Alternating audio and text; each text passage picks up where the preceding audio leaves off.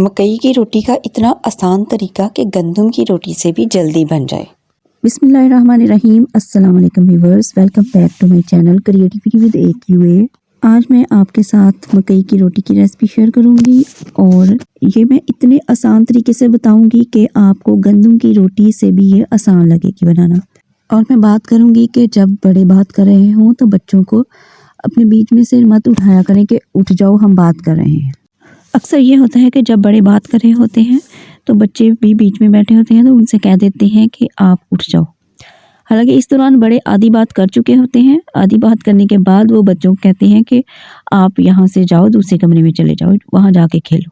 इस तरीके से अगर बच्चे चले भी जाएं लेकिन उनमें क्यूरियोसिटी पैदा हो चुकी होती है कि पता नहीं क्या बात चल रही है, क्या बात करनी है, और आधी बात उनको ज़्यादा ही, जो बड़े कर चुके होते हैं वो ज़्यादा ही उनको बेचैन करती है।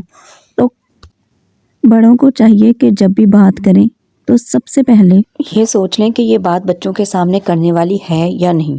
अगर नहीं करने वाली तो पहले ही बच्चों को किसी और काम की तरफ उनका ध्यान लगा दें। ठीक है, उनको नॉमिनेट मत करें कि हम कोई बात करने लगे हैं और आप यहाँ से चले जाओ। ये तरीका ही गलत है। आप बच्चे को किसी चीज़ में मसरूफ़ कर दें, किसी गेम्स में मसरूफ़ कर दें, बुक रीडिंग में उसे मसरूफ़ कर दें, कहानियों वाली बुक्स वगैरह, इस तरीके से जो कि बच्चों के इंटरेस्ट का काम हो, उस तरफ बच्चों का ध्यान लगाएं और फिर आप लोग बात करें। और ये बच्चों को महसूस ना होने दें कि हम कोई बहुत अहम बात करने लगे हैं। सारा दिन में कई बातें ऐसी होती हैं कि जो बच्चों के सामने नहीं करनी चाहिए। ख़ास तौर पे जॉइंट फैमिली सिस्टम में ऐसे होता है। तो बहुत सारी बातें जो माँओं को बच्चों के सामने नहीं करनी चाहिए और वो कर लेती हैं, और करने के बाद वो बच्चों को कहेंगी कि जाओ दूसरे कमरे में चले जाओ, और फिर बच्चा दूसरे कमरे में चला जाता है, लेकिन उसके कान इधर ही लगे रहते हैं बात की तरफ। कभी वो दरवाजे के पीछे छुप के सुनेगा और कभी बहन भाई बारी बारी आके बात सुनेंगे और फिर जाके सब बहन भाइयों में डिस्कस करेंगे कि ये बात हुई है, ये हो रही है।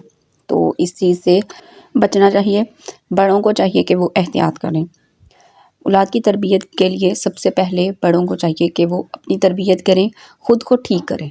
खुद ठीक होंगे पेरेंट्स, जिसके ठीक होंगे, जिसके पेरेंट्स की आदत अच्छी होंगी, उसके बच्चों की भी आदतें वैसे ही अच्छी हो जाएंगी।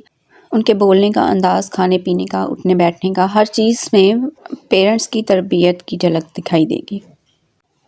तो इधर ये जो मैंने रोटी बनाई है ये बिल्कुल गोल नहीं बनी, क्योंकि मैंने भी ये पहली दफ़ा ही ट्राई की है। लेकिन पहली दफ़ा की ही इतनी मेरी अच्छी बनी और इतना मुझे मज़ा आया बनाने में। तो ये देखें, बिल्कुल मतलब इतना लग ही नहीं रहा था कि इतनी मुश्किल है रोटी बनानी। ये मकई की रोटी अक्सर बहुत मुश्किल लगती है और बहुत कम लोग बनाते हैं। तो ये मैंने बनाई है, ट्राई की है। तो गोल तो नहीं थी, मैं चाहती तो गोल वो किसी भी डब्बे को रख के तो काट के कर सकती थी, लेकिन जैसे बनी मैंने वैसे ही आपको दिखाई। थोड़ा सा ऊपर मक्खन लगा देंगे, ये ऑप्शनल है तो लगा दें। अगर किसी ने सादा रोटी खानी है तो वो सादा रोटी भी खा सकता है, या फिर आम जो पराठे वाला ऑयल है, घी है, वो भी लगा सकते हैं। मकई की रोटी मोस्टली साग के साथ ही अच्छी लगती है, तो आप इसके साथ इंजॉय करें। और दूसरी चीज़, एक मकई की रोटी की चूरी बनती है जो कि बहुत ही मज़े की बनती है, जो कि मकई की रोटी से और शक्कर और मक्खन या देसी घी इससे बनती है। तो ये भी बहुत ही मज़े की बनती है, बनाइएगा और मुझे फ़ीडबैक ज़रूर दीजिएगा। मक्खन या घी जो भी डालना है वो गरम रोटी के ऊपर ही डालना है। अगर रोटी ठंडी हो जाए तो फिर मक्खन को गरम करके डालिएगा। Kindly subscribe my channel and hit the bell icon. Don't forget to like my video and give me your lovely feedback. जो लोग फेसबुक से देख रहे हैं वो भी मेरे पेज को फॉलो करना मत भूलिएगा। उम्मीद करती हूँ आज की वीडियो आपको अच्छी लगी होगी। अब मैं इजाज़त चाहती हूँ। नेक्स्ट वीडियो तक के लिए दुआओं में याद रखिएगा। अपना बहुत सारा ख्याल रखिएगा। अल्लाह हाफिज़।